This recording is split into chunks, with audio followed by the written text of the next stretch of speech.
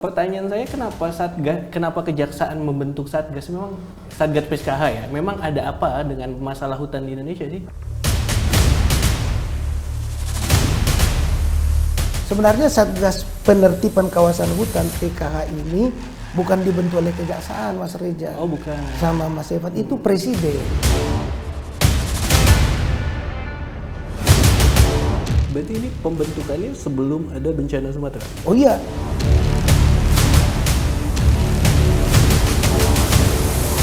Kawasan hutan itu yang sudah diserahkan sampai dengan kondisi hari ini 3,8 juta hektar. 3,8 juta hektar. Kita kan kalau masyarakat butuh nih siapa yang melakukan ini, siapa yang salah. Kan tidak bisa serta-merta hanya diputihkan, hanya dikembalikan lahan atau dia mengganti kewenangan negara. Tapi yang sudah dilakukan salah, kenapa tidak dilakukan ancaman pidana atau perdata?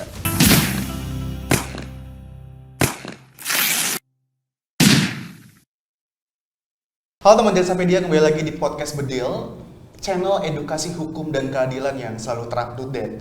Dan bersama saya ada Mas Reza dan saya sendiri Evan Suryadi yang akan ngobrol-ngobrol terkait dengan apa aja yang sedang ditangani oleh kejaksaan, terutama yang terbaru ini. Yes. Kita nggak sendiri dong. Betul. Kita betul ditemenin sekali. sama Yes. siapa? Ketua Tenaga Ahli Jaksa Agung Republik Indonesia sekaligus juru bicara Satgas PHK Kejaksaan Agung Dr. Barita Simanjuntak. Selamat siang, Abang. Selamat siang Mas Reza, Mas Evan. Sehat-sehat ya? Sehat selalu. Saya ngeliat Abang glowing gitu mukanya, apa rahasianya, Bang? Nah, ini kan kalau dibilang glowing sebenarnya capek juga. Tapi kan harus tampil baik lah ya. Artinya dalam kelelahan tapi kita harus bisa tampil orang nggak tahu kita capek. Mantap. Betul sekali. Mantap. Sebelum menjadi Ketua Tenaga Ahli Jaksa Agung, sebelum menjadi juru bicara Satgas PKH, Abang nih di Komja. Ya. Ketua. Sebelum ketua, sekretaris. Sekretaris. Apa hebatnya Abang sampai dipakai berkali-kali kejaksaan, Bang? Nah, saya nggak tahu karena kalau disebut puji diri kan kurang baik. Nah, tapi waktu kita ketua Komisi Kejaksaan dan itulah saat-saat krusial ya, di mana kejaksaan bisa mempertahankan ya katakan tetap 5 tahun berturut-turut itu meraih kepercayaan publik paling tinggi. Okay. Dan saya kira Mas Reza dan Mas Evan tahulah bagaimana public trust-nya bisa jalan itu kan tidak dibangun dalam waktu yang singkat, tetapi membangun kepercayaan itu butuh waktu dan proses, dan pada waktu itulah kita sebagai Komisi Kejaksaan melihat bahwa ini sangat penting. So apapun katanya penegakan hukum dilakukan oleh kejaksaan, kalau tidak ada public trust itu hanya menjadi kerja yang tidak bisa terukur. Nah ukuran sekarang kan penegakan hukum apa dampaknya bagi masyarakat, dan apakah masyarakat merasakan yang kita kerjakan itu bermanfaat atau bagian dari dirinya atau tidak. Dan ternyata kejaksaan bisa membuktikan di bawah kepemimpinan Pak Burhanuddin itu public trust-nya tinggi, sehingga apapun yang dikerjakan oleh kejaksaan dipercaya sebagai bagian dari penegakan hukum yang berkeadilan, humanis dan responsif. Itu membangun itu tidak mudah, apalagi mempertahankan. Nah itu saya kira kalau ditanya kehebatannya bukan kehebatan Barita pribadi, tapi ada tim di situ, ada organisasi di situ, ada dukungan dari kejaksaan tentunya, ada leadership Jaksa Agung, ada dukungan para jam. Saya kira ini saling melengkapi. Sebab kalau hanya seorang Barita bekerja, apalah artinya itu dibandingkan tugas besar kan? Tetapi bahwa Jaksa Agungnya ya leadershipnya kuat, legasinya kuat, monitoringnya kuat, membantu kita untuk bisa mengambil peranan di sisi-sisi yang dibutuhkan oleh kejaksaan, khususnya dalam rangka kepercayaan publik. Itu Mas Reza. Kita tahu kenapa jabatannya panjang ya. Sekarang berarti ditugaskan sebagai jubir Satgas PKH. Ya. Dari kapan, Bang? Tepatnya per Oktober ya, Oktober 2025. Oh baru. Oktober 2000. Dari saat itu saya sebenarnya juga Ketua Tenaga Ahli Jaksa Agung. Tenaga Ahli Jaksa Agung. Jadi itu lebih dulu Ketua Tenaga Ahli kan? Itu tidak berselang lama ya, sekitar 2 minggu lah dari penunjukan Ketua Tenaga Ahli semenjak almarhum Pak Darmono wafat. Jadi perlu diisi dan Jaksa Agung menunjuk saya untuk menjadi Ketua Tenaga Ahli. Tidak berapa lama kemudian saya dihubungi beliau untuk jadi jubir Satgas Penertiban Kawasan Hutan. Dan sebagai bagian dari tanggung jawab juga ya, di mana kita bisa sedikit berperanan. Nah saya melaksanakan dan bersedia untuk menjalankan tugas itu, Mas Reza, Mas Evan. Kenapa? Pertanyaan saya kenapa kejaksaan membentuk Satgas? Memang Satgas PKH ya. Memang ada apa dengan masalah hutan di Indonesia sih? Nah, sebenarnya Satgas Penertiban Kawasan Hutan PKH ini bukan dibentuk oleh kejaksaan, Mas Reza. Oh, bukan. Sama Mas Evan, itu presiden.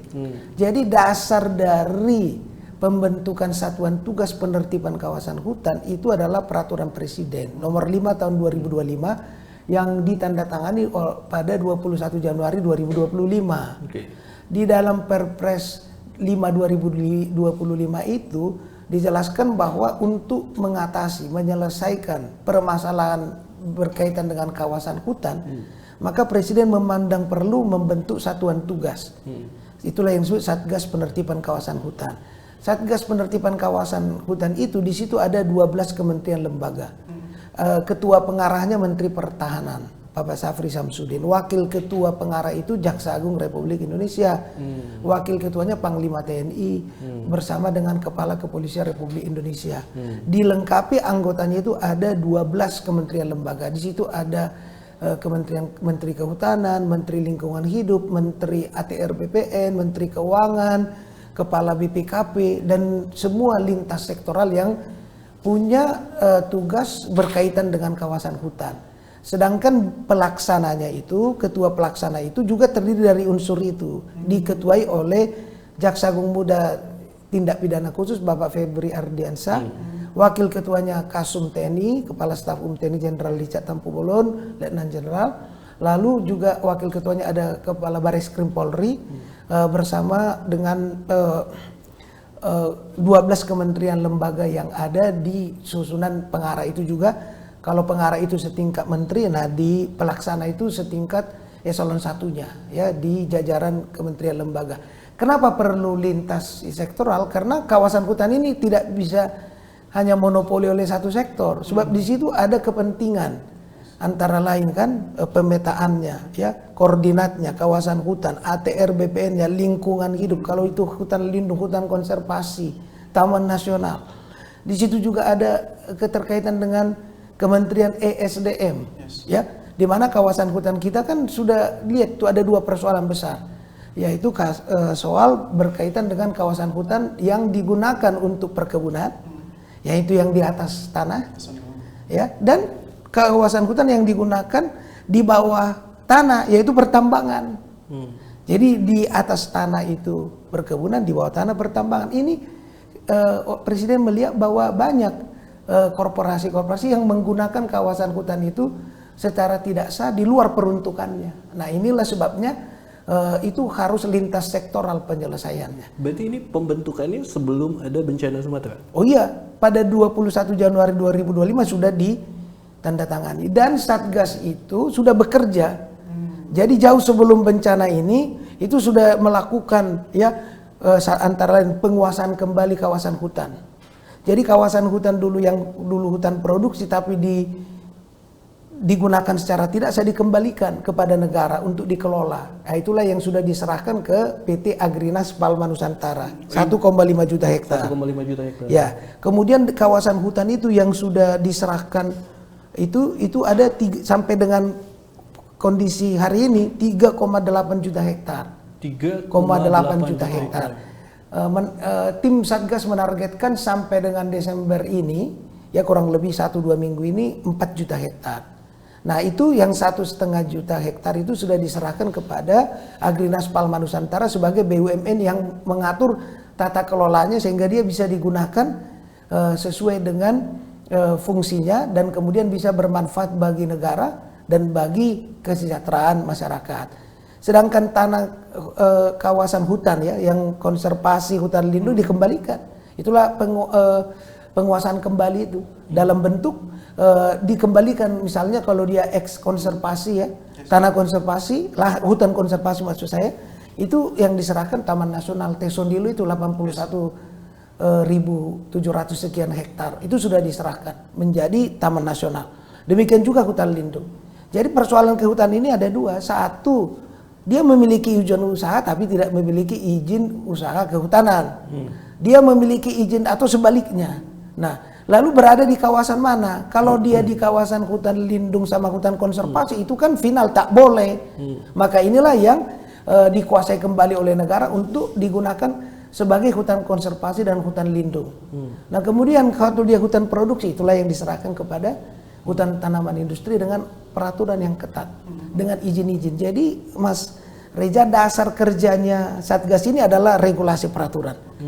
Ya, Perpres itu kan melaksanakan undang-undang. Undang-undang itu undang-undang kehutanan, undang-undang lingkungan hidup, undang-undang terkait ya tentang perkebunan sawit. Nah, itu dasarnya. Kemudian regulasi di bawahnya inilah dijadikan alat untuk menertibkan. Apakah korporasi yang menjalankan usaha di kawasan hutan itu legal? Apakah izin yang dia peroleh itu digunakan secara benar atau ada penyimpangan? Nah, ini yang oleh Satgas diverifikasi, dilakukan pencocokan sehingga kawasan hutan kita tidak berkurang, ya kawasan hutan kita bersih dari fungsi-fungsi di luar yang diperuntukkan, dan ke depan kita berharap bahwa dengan itu maka penataan kawasan hutan ini akan lebih baik untuk masa depan kawasan hutan kita. Selain itu tadi tanya soal banjir, nah pada November. Bang, sebelum ke sana, tahan dulu, masih panjang obrolan kita. Tenang. Nah, tadi saya menarik kan ada berapa juta, 3, berapa juta hektar, 3,8 juta hektar lahan yang sudah dikembalikan kan? Nah itu kan proses pemutihan lahannya. Apakah akan ada sanksi misalkan pidananya sampai ke perdatanya, atau kita kan kalau masyarakat butuh nih siapa yang melakukan ini, siapa yang salah, kan tidak bisa serta-merta hanya diputihkan, hanya dikembalikan lahan. Atau dia mengganti kewenangan negara, tapi yang sudah dilakukan salah, kenapa tidak dilakukan ancaman pidana atau perdata? Nah, menurut Perpres nomor 5 tahun 2025 itu ada 3 kewenangan Satgas. Satu, penagihan denda administratif. Ya kan begitu. Untuk korporasi yang melaksanakan usaha yang izinnya tidak sah atau diperoleh izin itu dengan cara melanggar hukum. Nah, itu dilakukan denda administratif. Tentu disesuaikan dengan kawasan hutannya. Denda administratif itu pun ada aturannya. Itu pemerintah sudah mengeluarkan peraturan pemerintah nomor 45 tahun 2025 sebagai dasar pengenaan denda administratif. Dan di dalam tim Satgas ini ada Badan Pengawas Keuangan dan Pembangunan BPKP yang auditor pemerintah yang punya kapasitas atau kompetensi untuk menghitung. Jadi itu dihitung oleh audit negara ya. Dasarnya peraturan. Sehingga denda administratif yang berdasarkan regulasi itulah yang kemudian ditagih. Anda sudah menjalankan penguasaan hutan secara tidak sah, bayar dong denda ganti rugi administratif. Untuk apa itu? Untuk diserahkan kembali kepada negara dan untuk digunakan mengembalikan keadaan kepada yang seharusnya serta dengan kesejahteraan pemerataan kepada masyarakat. Itu satu, administratif. Yang kedua, ini juga bisa melakukan yang bersifat penguasaan kembali. Jadi itu diambil oleh negara, tetapi kalau dia memang untuk hutan produksi ya yang bisa dikembangkan kawasan hutan itu sesuai dengan regulasi, tetapi ini tidak boleh lagi dikuasai oleh orang perorangan atau korporasi, harus negara supaya bisa memastikan tata kelolanya benar. Itulah penguasaan kembali. Yang ketiga adalah pemulihan aset. Nah, pemulihan aset ini ya diambil oleh negara. Administrasi juga termasuk bisa dicabut izin korporasinya. Itu ada kriterianya. Nah, itulah langkah-langkah yang bisa dilakukan. Tapi selain tadi, selain administrasi juga bisa dilakukan perdata. Perdata itu korporasi yang melakukan kegiatan bisnis. Dia legal tapi mengakibatkan kerugian. Maka Satgas Penertiban Kawasan Hutan punya kapasitas hukum untuk menggugat dan meminta korporasi untuk memenuhi kewajiban perdatanya. Dan korporasi ini juga kita lihat kan strukturnya, ada dia anak perusahaan, ada holding, terafiliasi kemana. Sehingga pertanggungjawaban perdata berupa ganti rugi, kompensasi, denda, rehabilitasi, pemulihan keadaan itu bisa dipaksakan kepada yang bertanggung jawab, baik korporasinya maupun individunya. Dan yang ketiga, ultimum remedium, pidana. Proses administrasi dan perdata tidak menutup kemungkinan proses pidana, itu kata Perpres. Tapi apabila misalnya kesalahannya berhenti di soal administrasi, di soal perizinan, tidak berdampak pada adanya korban, adanya kerugian material, ya adanya unsur-unsur pidana, maka denda dan pertanggungjawaban perdata lah menjadi sarananya. Tapi kalau sudah ada korban, bagian korban jiwa, kemudian ada memang mens reanya pelanggaran, ada tindak pidana korupsi atau tindak pidana umum lainnya, maka unsur-unsur pidana itu menjadi dasar untuk memprosesnya secara pro justisia atau penegakan hukum represif. Jadi begitu. Tetapi karena ini berupa korporasi yang sudah menjalankan kegiatan bisnis, dilihat dulu, diverifikasi, dicocokkan datanya untuk menentukan klasifikasi penyelesaiannya di mana. Apakah cukup di administrasi, perdata atau perlu sampai ke pidana. Nah itu kalau soal tadi Mas Reza. Yang 3,8 ya, juta. Yang 3,8. Sekarang prosesnya hanya administrasi atau ada potensi ke perdata dan pidana? Nah karena ini berproses. Kita sudah melakukan penagihan, sudah melakukan pemanggilan, sudah melakukan klarifikasi. Nah ini kan ada datanya ya. Datanya saya buka sedikit ya. Siap. Supaya juga jelas bahwa misalnya nih untuk kawasan hutan itu di mana ada di situ komoditi sawit, ya rata-rata kan hutan kita dikelola sawit dan tambang. Tambang itu yang di bawah. Itu sudah ada teridentifikasi 71 korporasi sawit dan tambang. Jadi 71 entitas di situ. Nah, kemudian dari 71 korporasi sawit dan tambang itu 49 itu korporasi sawit. Oke. 22 korporasi tambang. Oke. Nah, korporasi sawit ini yang sudah masuk jadwal tagih tadi ya, sudah dihitung, lalu keluar penagihannya, lalu dilakukan pemanggilan. Nah, dari 49 itu 33 korporasi sudah hadir. Dan dari 33 korporasi yang sudah hadir itu 15 korporasi sudah membayar yang nilainya kurang lebih 1,7 triliun. Jadi sedangkan 5 korporasi itu siap membayar, mereka sudah menerima hasil penghitungan dan siap untuk membayar, tapi masih meminta waktu untuk menyelesaikan kewajibannya. Memang ada 13 korporasi yang mengajukan keberatan. Jadi 49 sawit itu. Dan terhadap korporasi yang mengajukan keberatan, nah karena Satgas bekerja kan nggak sewenang-wenang, nggak main kamu bayar, tapi ada dasarnya. Tapi karena mereka mengajukan keberatan, kita klarifikasi, kita cocokkan.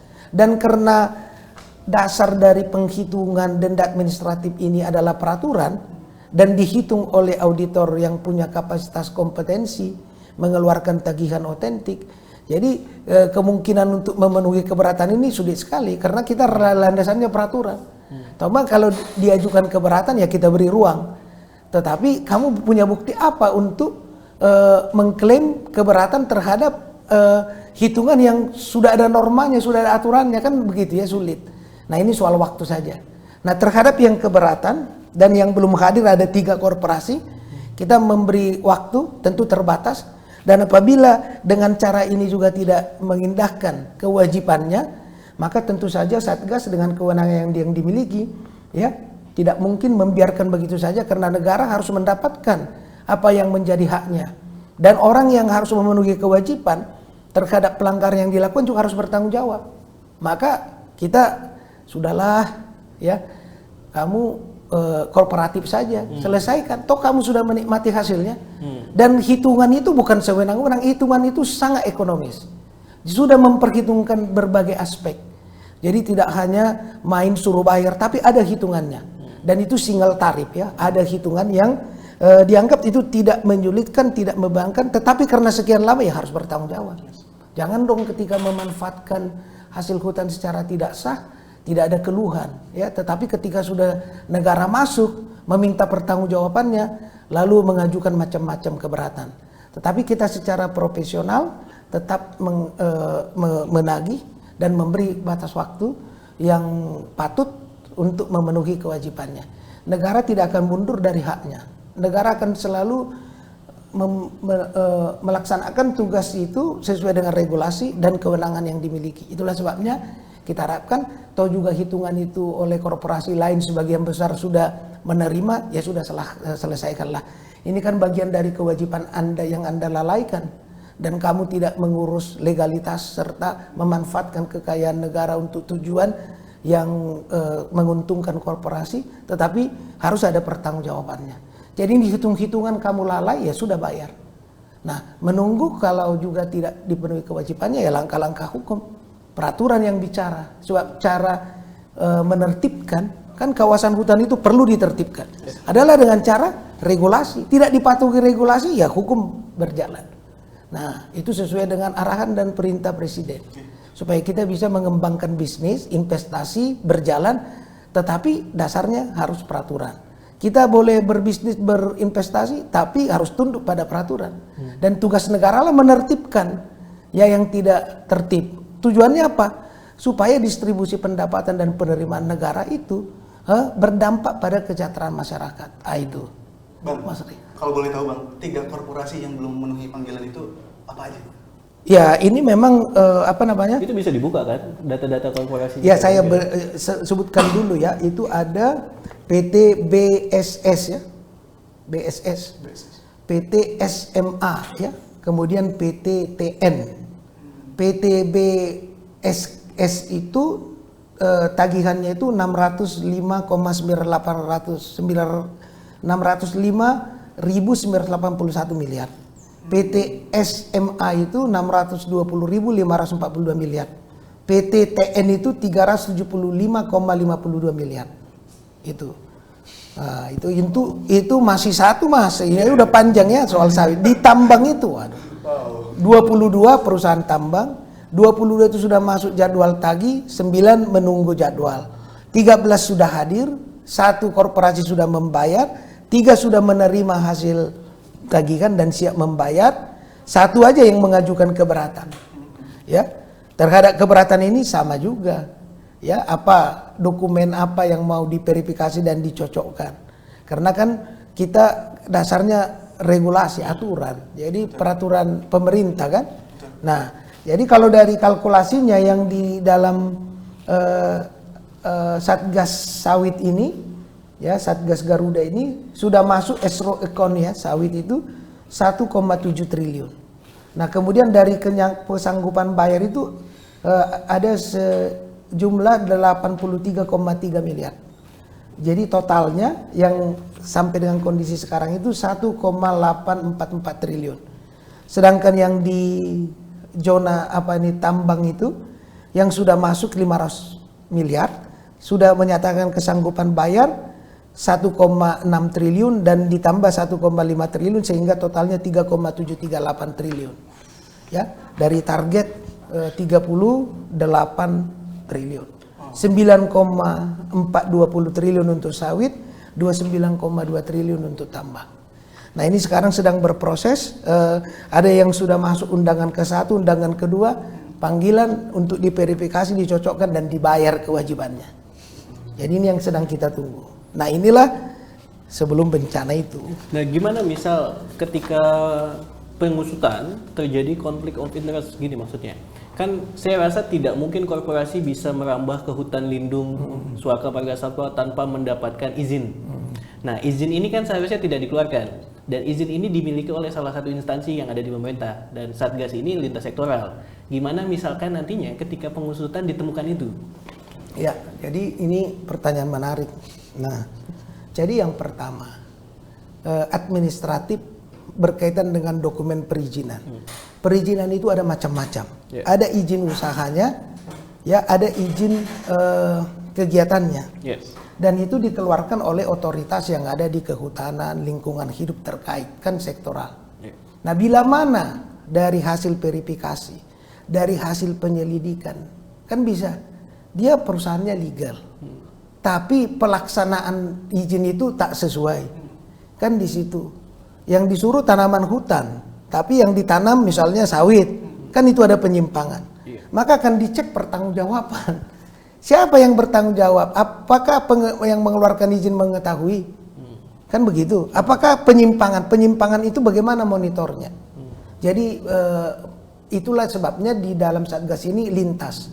Sehingga otoritas kehutanan yang punya kapasitas dan kompetensi menentukan ya proses perizinan yang seharusnya ada dan evaluasi monitoring di lapangan itu, ya di situ juga ada PPNS, penyidik pegawai negeri sipil yang ada menjadi bagian dari tim ini akan bisa memberikan rekomendasi atau kesimpulan terhadap status dari usaha dan dokumen perizinan yang dimiliki oleh korporasi itu. Kemudian yang kedua, bila mana perizinan itu diperoleh dengan cara-cara melanggar hukum. Akan begitu. Maka tidak menutup kemungkinan. Hukum itu kan ada dua, hukum pidana, pertanggungjawaban, dan hukum pidana khusus. Kalau ada unsur tindak pidana korupsi, nah tetapi itu kan butuh bukti-bukti yang dapat diterima dari alat bukti yang sah. Nah proses inilah, kalau data dari penyidik PPNS yang mengetahui misalnya ini kawasan hutan, peruntukannya ini, hutan yang tanaman di atas hutan yang boleh dibuat begini, lalu kayu yang boleh ditebang begini, syaratnya begini, registernya begini, itu kan semua ada datanya. Nah ini diperlukan untuk menentukan ada enggak mens rea, perbuatan melanggar hukum, baik hukum administrasi, perizinan, atau hukum perdata, atau berkaitan dengan hukum pidana. Maka itulah tugas Satgas ini, memastikan yang permasalahan yang ada di sektor kehutanan itu, yang ditengarai oleh Presiden, sudah dalam keadaan mendesak untuk diselesaikan, dilakukan langkah-langkah hukum tadi. Tagihan denda administratif, penguasaan kembali, termasuk pemulihan keadaan semula itu. Dan itu bisa digaransi, misalkan nanti si pembuat kebijakannya ada dugaan terlibat, sikat. Nah, ini kan alat bukti. Alat buktinya apa? Nanti kalau korporasinya dipanggil, kamu mengeluarkan, menerima izin, bagaimana izin itu? Apakah kamu tahu, kan ada dokumennya, itu banyak, itu ada beberapa dokumen khusus, dicek Mas. Misalnya jenis produksinya bagaimana itu, dicek. Lalu bagaimana monitoring evaluasinya? Artinya kan kalau sampai ke situ. Tetapi untuk sampai pada pembuktian itu kan harus dimulai dari keadaan yang terjadi di lapangan, apa penyimpangannya, dikaitkan dengan peraturan dan ketentuan, serta siapa yang bertanggung jawab. Pertanggungjawaban itu korporasi, individu yang melaksanakan, ataukah ada unsur keterlibatan aparatur negara. Nah itulah bagian dari tugas Satgas, sehingga yang disebut dengan penyidikan itu kan itu Mas. Nah kalau sudah masuk di penyidikan berarti ada dugaan terjadi tindak pidana, dan ada yang harus bertanggung jawab. Bertanggung jawab itu apakah hanya persoalan di lapangan, ataukah persoalan yang menyangkut kepentingan umum, sehingga ada sebab akibat dari peristiwa itu mengakibatkan apa, serta siapa yang bertanggung jawab. Nanti muaranya adalah penyidikan, menetapkan tersangka dan korporasi atau individu yang bertanggung jawab. Jadi tunggu aja ya. Ya tunggu aja. Bang, yang saya penasaran Bang, ini kan tugasnya lumayan banyak. Kita mulai dari Januari ya, Satgas PKH ini. Tantangan utama di lapangan seperti apa? Ya, ini gini Mas ya. Salah satu visi Presiden Prabowo adalah One Map Policy. Jadi One Map Policy itu adalah bagian dari scientific investigation yang menentukan titik koordinat dari sebuah kawasan. Jadi kawasan hutan kita ini dalam informasi geospasial yang ada, Badan Informasi Geospasial yang ada di Satgas itu bisa mencitrakan citra satelit terhadap zona bukaan. Jadi semuanya transparan. Nah, selama ini kan datanya masing-masing sektor punya data sendiri-sendiri. Sehingga tidak sinkron misalnya data kawasan hutan dan data yang ada di ATR BPN karena mereka berangkat dari data yang dimiliki sendiri. Maka ke depan salah satu tugas penting Satgas itu adalah satu, menertibkan agar terjadi One Map Policy. Sehingga ketika koordinat itu sudah masuk kawasan hutan, maka seluruh instrumen hak-hak atas tanah yang digunakan untuk kawasan stop, tak bisa lagi. Jadi nggak bisa asal klaim, nggak ada deforestasi, nggak bisa ya? Nggak bisa. Sudah ada koordinat dari sudah ada satelit, koordinatnya. Dan sekarang Badan Informasi Geospasial kita sudah bisa membuat pencitraan itu sampai 1:50.000 skalanya. Dulu 1:500.000 sehingga ada bias. Coba Mas, kalau 1 senti aja di dalam skala 1,5 itu berapa kilometer? Jadi itulah yang disebut oleh Menteri Pertahanan itu celah kerawanan regulasi. Jadi di dalam kerawanan regulasi masuk tindakan-tindakan melanggar hukum untuk kepentingan korporasi merugikan negara. Nah inilah terjadi. Dia tidak salah karena datanya berangkat dari data parsial yang ada di dia. Tapi ketika dilihat di kehutan itu masuk kawasan hutan. Nah itulah yang perlu ditertibkan. Dasarnya adalah ke depan satu data, One Map Policy. Siapapun kementerian elemen negara harus gunakan data itu sehingga tidak ada tumpang tindih, tidak ada bias. Yang kedua digitalisasi. Kan kalau produk kayu ini kan misalnya itu kan ada registernya Mas. Yeah. Berapa jenisnya, di mana ditebangnya kan itu ada hulu hilir.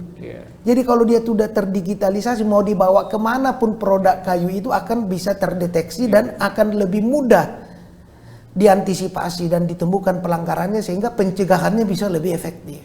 Nah inilah dengan adanya Satgas ini dan dengan adanya target atau harapan dari Presiden itu terwujud. Yang jelas memang salah satu yang perlu diperbaiki adalah regulasi. Ya, agar regulasi itu berbasis pada keadaan termasuk tata kelolanya. Sehingga tidak terjadi lagi kesimpang siuran yang mengakibatkan ketidakpastian, dan di dalam ketidakpastian itu ada kerawanan.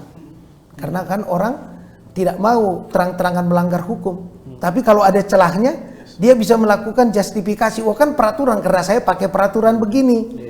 Maka tim atau Satgas itu sudah dibekali kompetensi untuk mengidentifikasi hal-hal seperti itu, sehingga secara sadar apabila dibebankan sebuah pertanggungjawaban sudah didukung alat bukti yang diperoleh di lapangan, dicocokkan dengan dokumen-dokumen dan pencitraan satelit yang bisa mengidentifikasi zona bukan dan sudah berapa lama serta apa produknya. Itu Mas Reza. Satgas itu mulai bergerak sebelum bencana Sumatera. Ya. Apakah selama pergerakan itu Sumatera juga menjadi salah satu wilayah yang dipantau? Oh iya, Sumatera, Kalimantan itu kan ke semua, sebab zona kerja Satgas ini meliputi seluruh wilayah hutan. Nah, hanya saja target yang paling cepat dilihat kan kawasan perkebunan itu ya, yang berada di kawasan hutan, dan rata-rata perkebunan itu ada di Sumatera, ada di Kalimantan, ya ada di mana itu di Papua, kemudian yang kedua kalau tambang kan ada di Sulawesi Tengah, Sulawesi Tenggara, Maluku Utara kan, itu semua. Yang pendeknya semua kawasan hutan yang digunakan secara tidak sah untuk kepentingan korporasi dalam melakukan kegiatan perkebunan maupun pertambangan. Case kita persempit di Sumatera. Ya. Sebelum bencana, temuan Satgas, apa yang terjadi di hutan Sumatera? Nah, hutan Sumatera ini kan yang berdampak bencana itu ada 3 ya. Kawasan hutan di Provinsi Aceh, Provinsi Sumatera Utara, Provinsi Sumatera Barat. Tim Satgas sudah melakukan penyelidikan ya terhadap identifikasi faktor-faktor yang mengakibatkan terjadinya bencana itu. Jadi ada perbedaan di 3 daerah dampak bencana itu. Nah, kalau untuk daerah Sumatera kita mulai dari wilayah Aceh misalnya ya, itu kan ada 4 ya, dan semuanya itu selalu berasal dari daerah aliran sungai das. Jadi aliran sungai kita ini mengalami sedemikian sehingga tidak bisa menampung debit air akibat dari keadaan yang luar biasa, sehingga berdampak pada bencana banjir dan longsor. Nah, daerah aliran sungai itu ada di berdasarkan penyelidikan itu ada di 4 titik ya, ada di daerah aliran sungai Simpang Kanan, Simpang Kiri, Tamiang Jaya itu di Aceh Tamiang, Langsa dan Aceh Timur. Kemudian ada daerah aliran sungai Jambo Aye itu di Aceh Utara. Kemudian ada daerah aliran sungai di Krueng, Sawang dan Pase. Itu meliputi Aceh Utara, Lok Semawe, Birun, Bener Meriah dan Aceh Tengah. Dan yang keempat itu ada daerah aliran sungai Hulu Pidi di Pidi. Sedangkan untuk Sumatera Utara ada di 3 ya. Daerah aliran sungai Batang Toru dan Garoga itu mengakibatkan bencana yang terjadi di Kabupaten Tapanuli Selatan, Tapanuli Tengah, dan Tapanuli Utara. Kemudian tanah longsor di Kecamatan Adiak Koting dan Desa Tuka itu Kabupaten Tapanuli Utara dan Sibolga. Dan yang ketiga di Sumatera Utara itu ada juga daerah Kabupaten Langkat, yaitu daerah aliran sungai Sewampu, Sebesitang, dan Batang Serangan. Sedangkan di Sumatera Barat itu ada 3 ya, daerah aliran sungai Air Dingin, Kuranci dan Anai, itu yang mengakibatkan bencana di Kota Padang dan Padang Panjang. Kemudian ada daerah aliran sungai Batang Pasaman yang mengakibatkan banjir di Pasaman Barat. Dan yang ketiga itu ada daerah aliran sungai Masang Kanan dan Masang Kiri di Kabupaten Agam dan Kabupaten Pasaman. Jadi tim Satgas sudah melakukan investigasi terhadap penyebab banjir yang terjadi di 3 provinsi itu. Nah, untuk provinsi Aceh itu sudah ditemukan entitas yang bertanggung jawab atau yang melakukan kegiatan usaha yang diduga berdampak pada bencana itu sudah dilakukan pemanggilan klarifikasi di Kejaksaan Tinggi Sumatera Utara. Jadi tinggal menunggu proses selanjutnya. Siapa yang dipanggil, Bang? Yaitu adalah para pemegang korporasi yang pemegang usaha di daerah Aceh itu dan Sumatera Utara. Itu ada beberapa itu ya.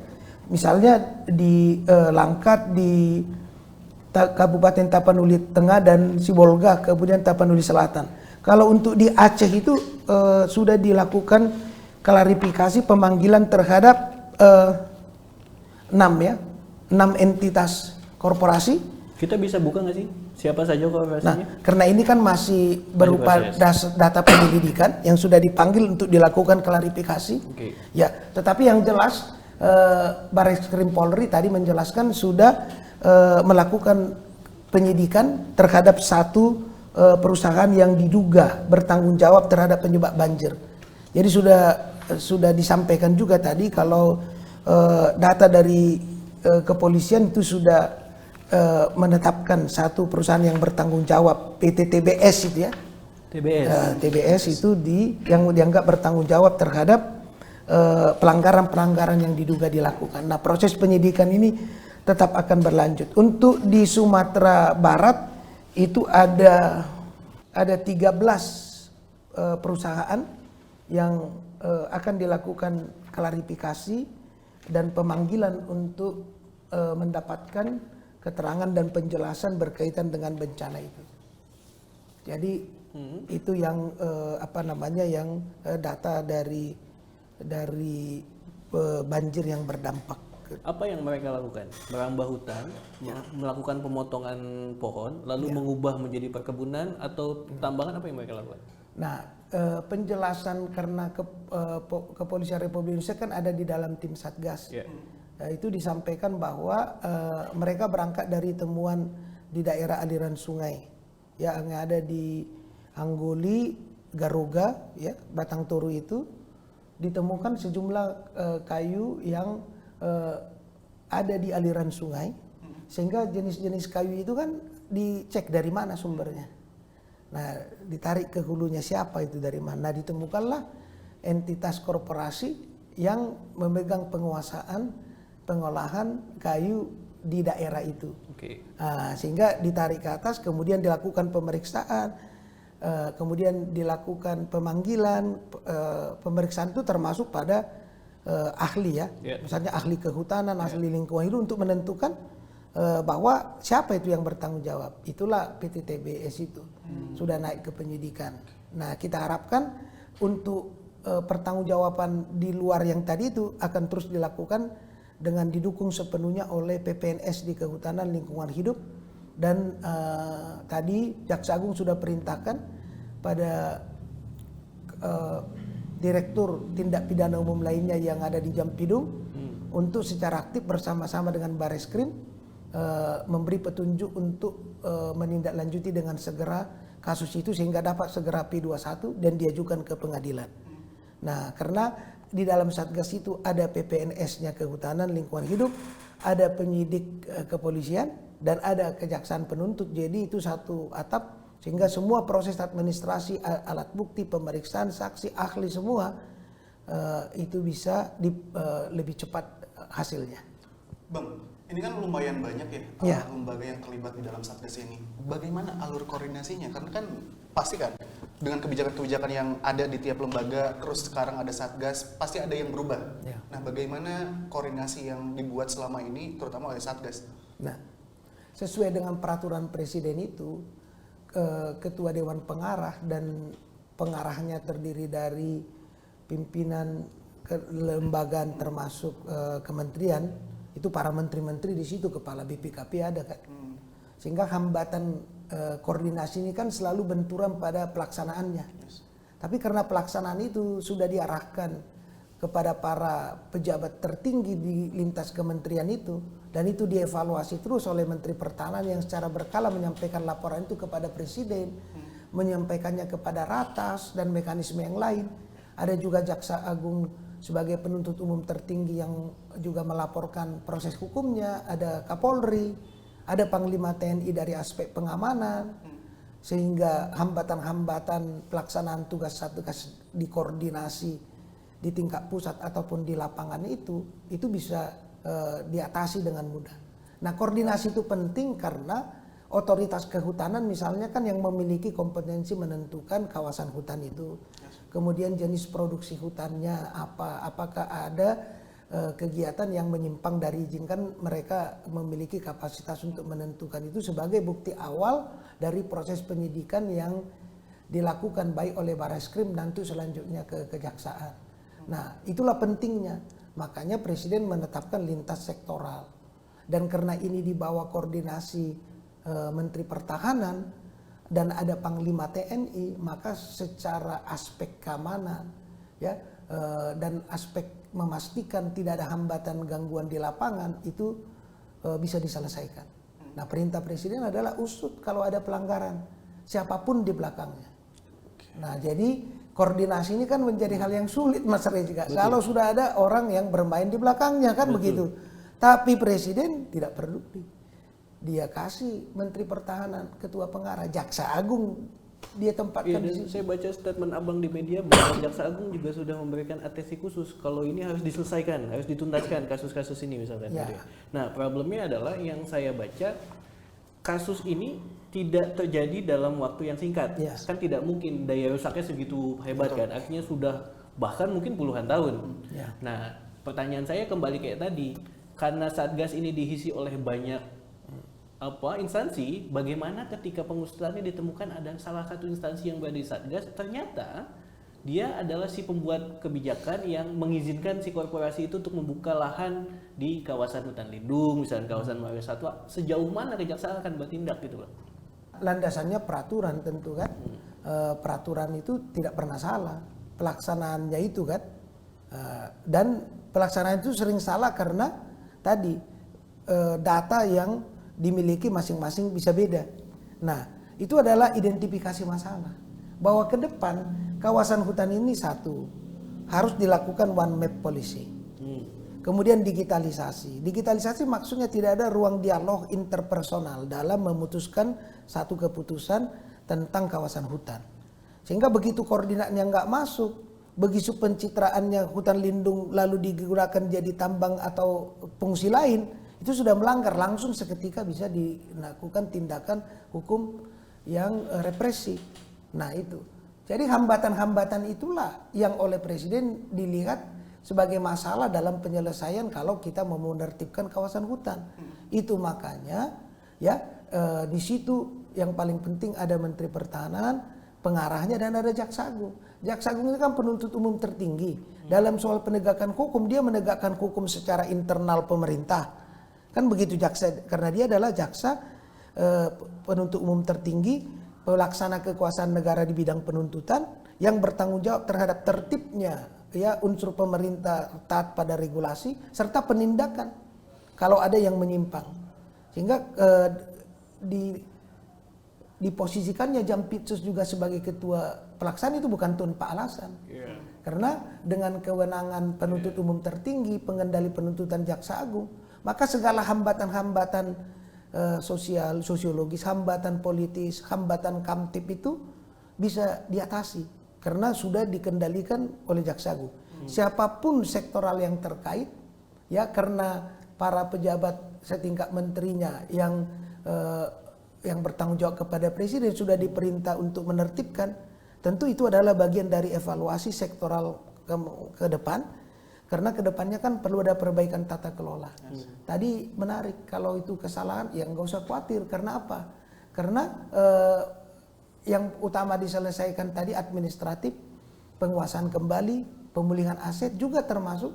Kalau ternyata dalam alat bukti 3 proses tadi ditemukan ada unsur tindak pidana khusus, ada korupsinya, mengeluarkan izin ya yang melanggar peraturan dan akibat melanggar peraturan itu terjadi kerugian negara dan disengaja mensuap, maka tindak pidana korupsi bisa masuk. di situ. Jadi atau jangan-jangan itu juga kenapa Pitsus dilibatkan karena memang ada indikasi tindak pidana khusus. Ya, karena apa Mas? Karena tindak pidana khusus ini kan bagian dari kejaksaan yang memiliki kapasitas untuk melakukan fungsi penyidikan, kan begitu. Dan sudah pastilah kalau korporasi melakukan kegiatan yang ilegal, tentu dia tidak bisa sendiri kan. Betul. Sehingga wibawa dan kedaulatan hukum negara itu ya lewat kewenangan juridisnya ada di Jaksa Agung Muda Pidana Khusus. Nah, lewat aspek pertahanan keamanannya ada di Panglima TNI kan. Dan ada di kepolisian kan. Nah, sehingga institusi yang diberi ruang untuk menyelesaikan itu ya diberi kewenangan dengan Perpres itu untuk melakukan hal-hal yang demikian sehingga itu bisa ditertibkan. Ya. Kok kayak ini ya, kayak sama kasus Duta Palma dulu ya? Ya kan kayak penguasaan lahan, terus ada ini, jangan-jangan memang ada indikasi ke sana juga ini soal korporasi yang di Sumatera ini ya? Ya kan begini, kalau tadi kan dokumen-dokumen usaha itu ada beberapa, ada dokumen perizinan. Dan kawasan hutan itu memang peruntukannya untuk kawasan hutan produksi. Kan ada itu kan, hutan tanaman industri memang dibolehkan kawasan hutan, tapi ada syaratnya. Iya, betul. Yang kamu harus tanam itu tanaman hutan, misalnya bukan sawit. Ini kan pelanggaran. itu ya kan? Itu yang harus kita highlight, bukan sawit. Iya, misalnya kan itu ada regulasinya. Iya, betul. Nah, tapi langkah awal yang cepat memberi respon keadilan kepada publik adalah penyebab banjir ini itu dulu kan yang emergensi dilakukan. Baru kemudian langkah-langkah administratif, langkah perdata dan pidana. Kan begitu. Karena pertanggungjawaban pidana itu kan tidak hanya sekedar menangkap, memenjarakan yang bertanggung jawab. Apalah artinya itu kalau dia tidak bertanggung jawab terhadap perbaikan sarana prasarana, jembatan, jalan, sekolah, penderitaan rakyat. Apa kalau hanya sekedar masuk penjara? Tapi dia harus bertanggung jawab korporasinya, memulihkan pada keadaan semula. Nah, fungsi-fungsi itulah yang dilakukan oleh kejaksaan agar tidak hanya sekedar hukuman badan. Nah, tadi banyak itu usaha-usaha kecil menengah rakyat kan. Nah, ini harus dilindungi, ya, dibina. Jadi tidak hanya sekedar menerapkan hukum, ya. Tanpa memperhatikan realitas sosial. Itulah pendekatan hukum atau pemidanaan yang humanis yang menjadi ciri khas Pak Burhanuddin kan itu. Pemidanaan humanis. Artinya apa? Korporasi yang bertanggung jawab memiliki porsi tanggung jawab yang lebih besar karena dia menggunakan kekayaan alam itu untuk kepentingannya dan diuntungkan secara tidak sah. Kalau rakyat kecil untuk kehidupannya kan itu bisa diberikan pembinaan, ya gitu. Tapi kalau misalnya atas nama rakyat kecil, tapi dia sudah punya eskavator, hasilnya sudah bukan UMKM lagi, rasa-rasanya tidak adil kan? Nah, itulah yang dilakukan fungsi-fungsi penyidikan, termasuk kemungkinan ya untuk perbaikan regulasinya dan tata kelolanya, Mas, ke depan, ya, tata ruang kita. Kan momentum evaluasi juga. Ya, momentum evaluasi, sehingga kalau dari satu kejadian itu siapa yang bertanggung jawab, selesaikan itu supaya emosi rakyat itu, keadilan itu terpenuhi. Kan itu. Yang kedua, mana sistem yang selama ini bocor? Sumbat, supaya jangan lagi. Yang ketiga, perbaiki tata kelolanya. Sehingga tidak berhenti di pemidanaan saja. Tetapi yang lebih besar lagi, pemulihan keadaan. Termasuk yang paling penting adalah perbaikan tata kelolanya ke depan. Karena kita butuh investasi, butuh bisnis. Tetapi bisnis investasi yang kita maksudkan, ya, adalah bisnis investasi yang didasarkan pada regulasi, kepatuhan kepada aturan hukum. Karena dalam kepatuhan terhadap aturan hukum itulah negara melakukan fungsi, ya, melaksanakan kepentingan nasionalnya, peningkatan ekonomi untuk kemakmuran rakyat, pasal 33 itu. Jadi itu tidak ada bisnis investasi melanggar peraturan. Ya, itu sudahlah bagian dari sisi yang dulu harus kita tertibkan. Bang, tadi Abang bicara soal rakyat. Nah, yang terdampak dari bencana itu kan masyarakat ya, terutama mungkin masyarakat adat yang ada di sekitaran hutan. Bagaimana dari Satgas sendiri, apakah memang sudah melibatkan masyarakat adat terkait dengan hal ini? Nah, selalu kan Satgas itu bekerja satu regulasi, dokumen-dokumen perizinannya, ya kan itu Mas ya, dicek, diverifikasi sesuai persyaratan kah, Lalu pelaksanaannya di lapangan, itu enggak yang perlu. Kalau rata-rata semua itu ada yang punya izin semua di atas kertas.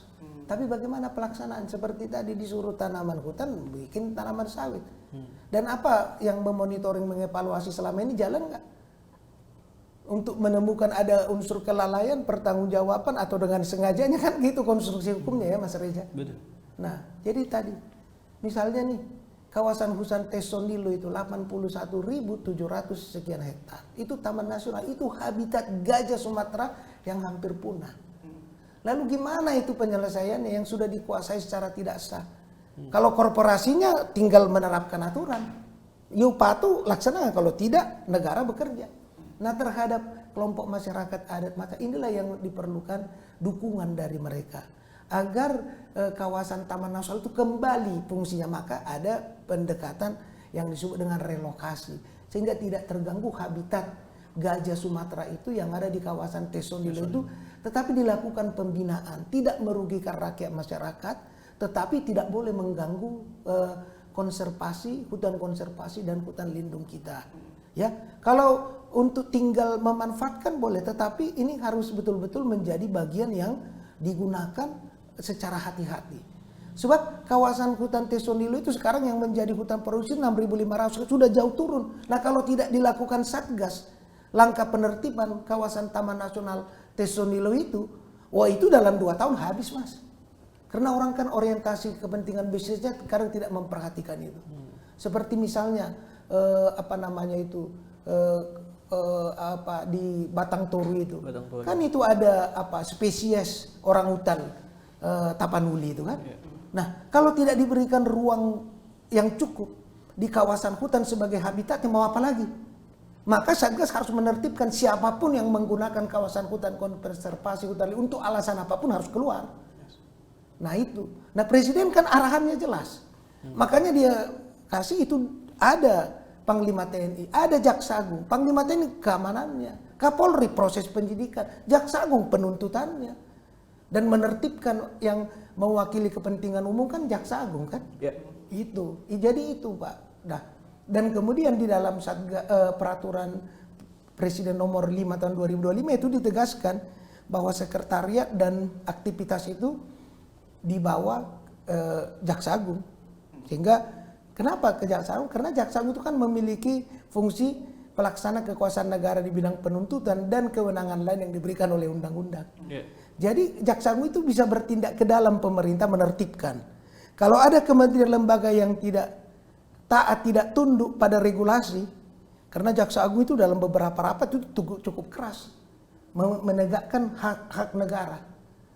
Jadi kalau sudah Jaksa Agung bicara terhadap seluruh elemen kementerian untuk kepentingan negara, saya kira untuk itulah ya komando dari tugas-tugas penegakan hukum dijalankan. Tetapi sekali lagi itu tetap menggunakan instrumen negara yang diatur oleh undang-undang. Karena di situ ada penyidik PPNS, ada Bareskrim Polri, ada Jaksa Agung Muda Pidana Khusus. Sehingga hambatan koordinasi itu bisa diselesaikan dengan mudah. Itu Mas. Jadi ada 12 kementerian lembaga di sana. Dan hasilnya sudah bisa kita lihat. Dan reaksi dari masyarakat, seperti misalnya ketika tim Satgas kita turun ke Tapanuli itu. Wah, masyarakat itu seperti merasa mendapatkan semangat kembali. Walaupun persoalannya belum selesai. Tapi ada kebanggaannya bahwa negara bisa hadir menertibkan. Itu dapat dukungan Mas. Karena mereka merasa selama ini korporasi itu tidak tersentuh. Ya, selama ini mereka merasa bahwa yang harusnya bertanggung jawab itu sering diabaikan. Tetapi dengan hadirnya Satgas memasang plang kawasan hutan dan melakukan tindakan penyidikan pemanggilan, itu sudah memulihkan sebagian keadilan mereka. Tapi tentu tidak berhenti di situ.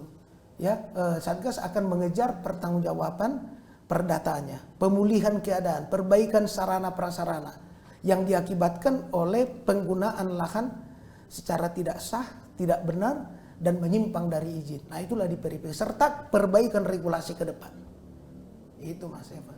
Ada target nggak sih Bang di tugas Satgas ini, misalkan kan dibentuk di awal 2025, sekarang sudah mau akhir. di akhir tahun ini Satgas pencapaiannya harus sudah seberapa gitu, ada targetnya sih? Kalau target akhir tahun Desember ini dalam 1-2 minggu tercapai, saya kira karena sudah ada progresnya 4 juta hektar. Jadi 4 juta hektar kawasan hutan yang dikelola tidak sah dikembalikan kepada negara, apakah lewat penguasaan kembali atau pemulihan aset, ya, apa juga termasuk denda administratif tadi. Nah, itu sebagai bagian dari pelaksanaan tugas kewenangan yang diatur di Perpres. Nah, selanjutnya yang tadi pertanggungjawaban terhadap dampak bencana ini tentu itu ada di dalam koordinasi Bareskrim Polri, ya, karena dia yang punya kewenangan melakukan penyidikan. Tetapi itu menjadi dipercepat karena Jaksa Agung sudah memerintahkan Direktur TPUL Jaksa Agung Muda Pidana Umum untuk memberikan pendampingan sejak awal sehingga proses hukumnya bisa cepat, sehingga P21-nya tidak lama apabila sudah dikawal atau didampingi sejak awal, sehingga nanti dalam waktu singkat bisa dilimpahkan kepada pengadilan untuk mendapatkan keputusan. Oke. Di KUHP baru, koreksi jika saya salah, kan kejaksaan punya kewenangan baru, bisa menghentikan penyidikan ketika untuk korporasi saja, ya, ketika korporasi dianggap sudah bisa mengembalikan kerugian negara atau dalam kasus tertentu ya bisa sesuai sama apa yang dilakukan kejaksaan. Dalam kasus ini apakah kewenangan itu akan dipakai atau tidak, kita usut sampai tuntas? Nah, itu memang harus dilihat dampak yang diakibatkan, karena kan menghentikan itu dalam proses administratif itu ada batasannya. Termasuk juga dalam batasan perdata ada.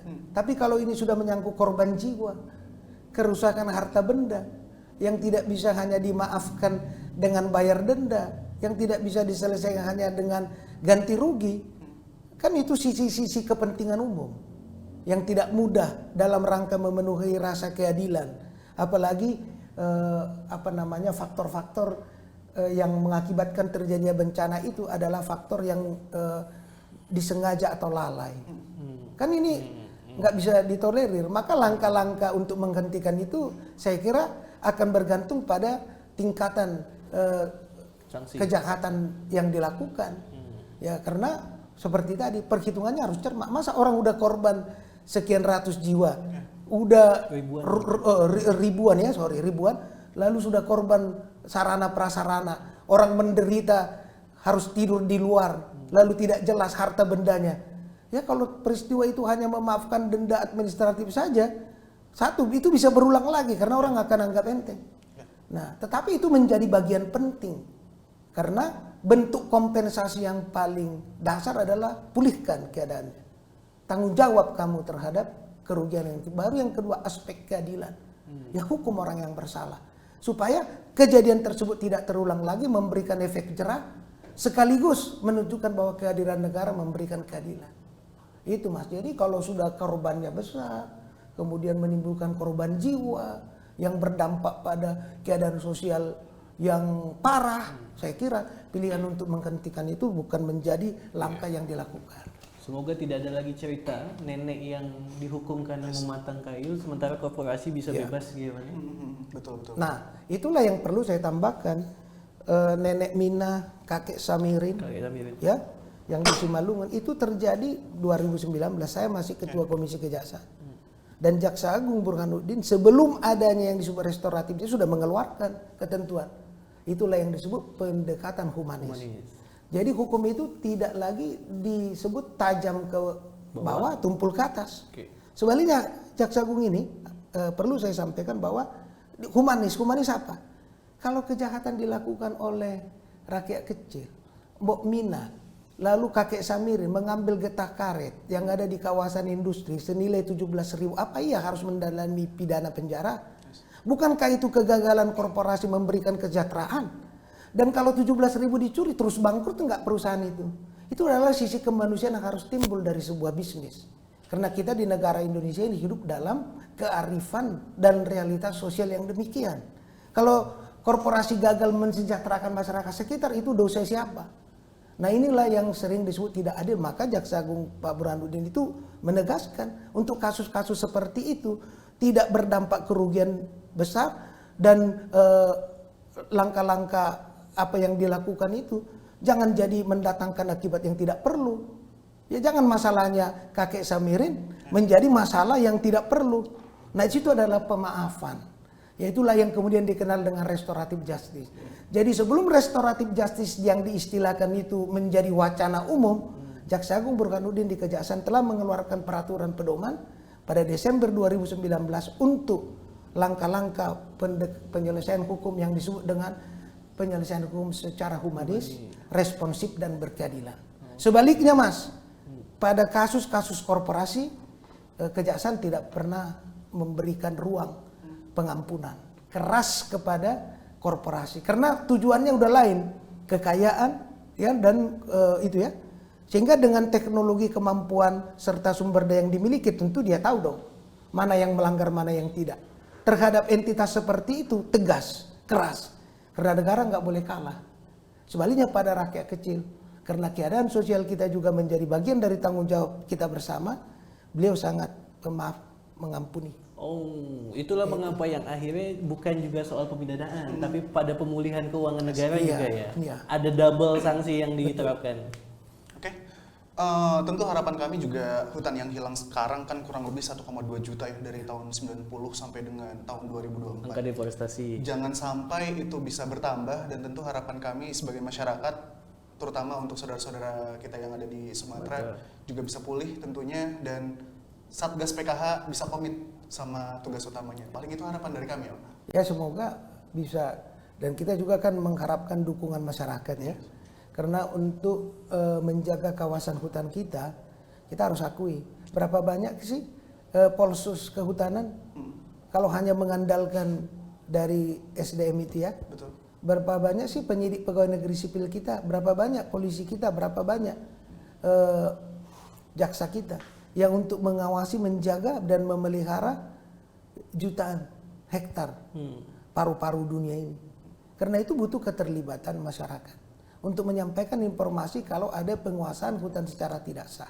Dan jangan khawatir, jangan ragu, negara akan hadir. So ini harus ditertibkan. Salah satu bentuk penertiban itu adalah dengan aturan. Dan kita bisa mendeteksi apabila masyarakat memberikan dukungan penuh, menyampaikan informasi tentang penggunaan kawasan hutan yang tidak benar untuk mencegah agar jangan terjadi lagi bencana ini, serta memperbaiki tata kelolanya ke depan yang digunakan dengan standar dan ukuran kepentingan nasional, kepentingan ekonomi dan kedaulatan hukum kita. Oke. Berarti kalau soal tata kelola ini kan ada kaitannya sama diskresi polisi juga kan. Jadi bisa saja nanti perjalanan Satgas akan menemukan potensi indikasi pidana khusus gitu ya. Ya. Dan bisa saja nanti ke depannya akan ada korporasi yang terjerat atau pihak-pihak yang dulu bertanggung jawab ikut terjerat.